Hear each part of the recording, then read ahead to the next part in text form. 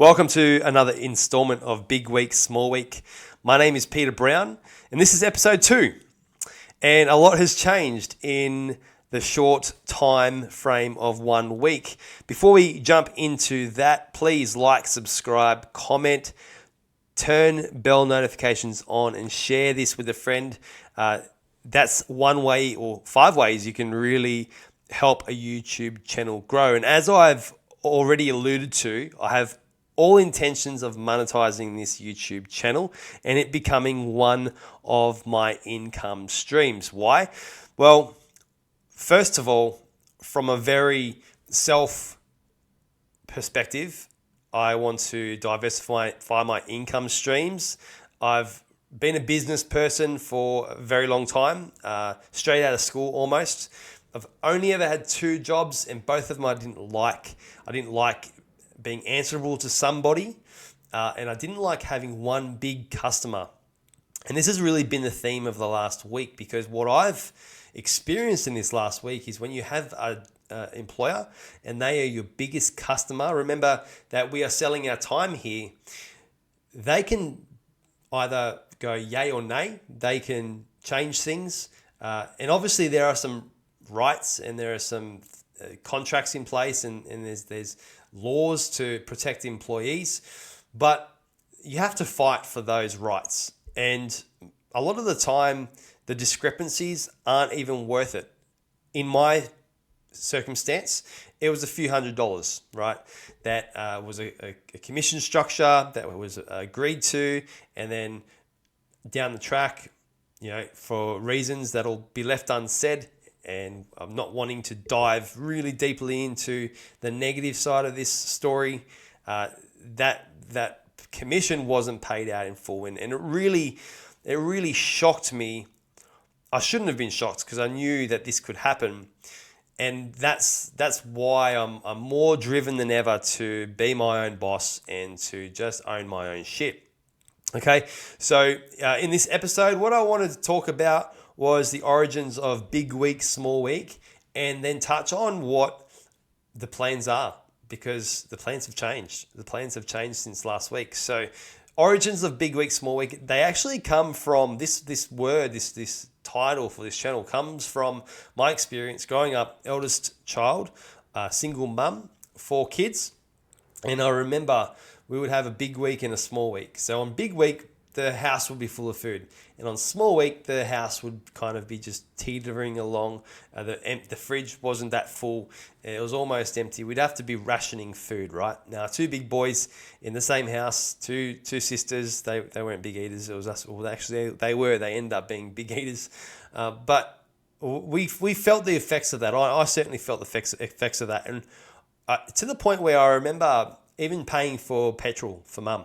I'd go into the petrol station, pay for the petrol, and I knew when it was a small week because she'd put $20 in the tank. And one thing, and it was weird, but one thing I never wanted to do was go to a petrol station and only put $20 worth of petrol in. And in recent times, I've found myself in that situation. Being employed, being capped with my income, and also having to work 38 hours for somebody really minimized my earning potential. I spent 12 months too long in that role, and it's resulted in a situation where I'm putting $20, $30 in the tank at a time, and that feels really uncomfortable for me. And I like it when I feel uncomfortable, because it makes me move. I've resigned from my job as of today.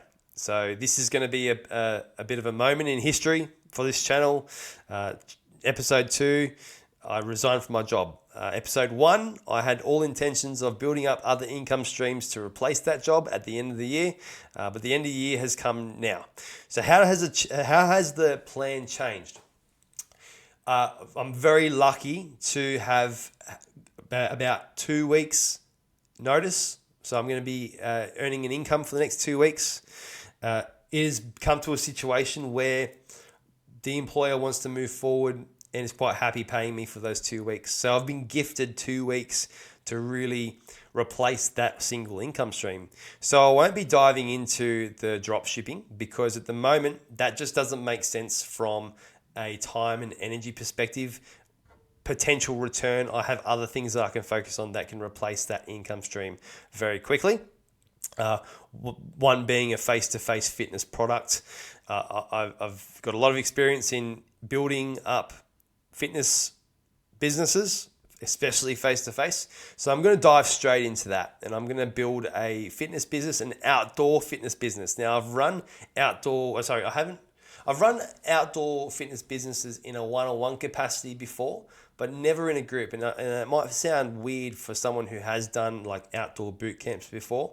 The time at which I did run a face-to-face outdoor fitness business, was simply when I was between gyms and I had to train my clients somewhere. And I remember being in the middle of this town that I was living in, and it was sub-zero temperatures, and I'd have clients rocking up at 6 a.m. To come and work with me. So I know that I can do this. So what I'm going to do is I'm going to run a free week on one of these weeks that I'm still being paid. Okay. Now, not everyone is going to have that luck, or not everyone is going to have that blessing. Okay. But think about it like this. If you can deliver a fantastic service to free for somebody, a couple of things happen. First of all, they get to experience the value you can deliver. It doesn't have to be fitness. Experience the value you can deliver up front and decide whether or not they want to continue gaining that value, right? Because if you can deliver value on the first meeting, then there's a high chance you're going to be able to deliver value ongoing, right? And the second thing is there's this thing called reciprocity. And if I scratch your back, you'll scratch mine. So if you give somebody something for free, they're going to be more likely to want to give back to you. And I've gained my best clients through that whole giving value up front before asking for cash in advance. So that's a very easy tactic to deploy, one that doesn't need a lot of money. I've literally gone out to all the cafes, all the buildings that are in my local area, and I've gone and put flyers up with a QR code to a booking link. And I'm going to start promoting that. I'm actually going to go outside now, record a couple of exercises and post a little bit of value in one of the popular groups around here so that I can get some traction there and start to book out that free week. And then my plan from there is to simply sign people up to either 2 sessions a week or a weekly pass, get some cash flow, and then from that point, it's time to promote a body transformation product, a solution to the question of what do I eat while I exercise. Okay, so I'm really excited to get stuck into this. I've been doing the timetables for that and all of that sort of stuff. So that's exactly what I'm working on this week. It's going to be a big task. I'm probably going to be working on it next week as well, which is exciting. It's exciting because now I have freedom and I have a lot of time, and I know that if I back myself, I can win. So if you have had a similar experience being employed, or you have similar values to me, if you resonate with the situation that I'm in, resonate with my story about big week, small week, if you've got any pointers, if you've got any comments, please leave them below, interact with this video.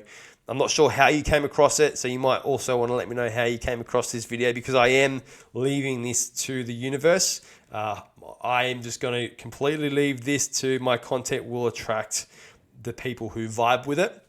So I'm really looking forward to the people that I meet through this journey. This is totally separate to the type of people that I meet when I do a fitness content on socials.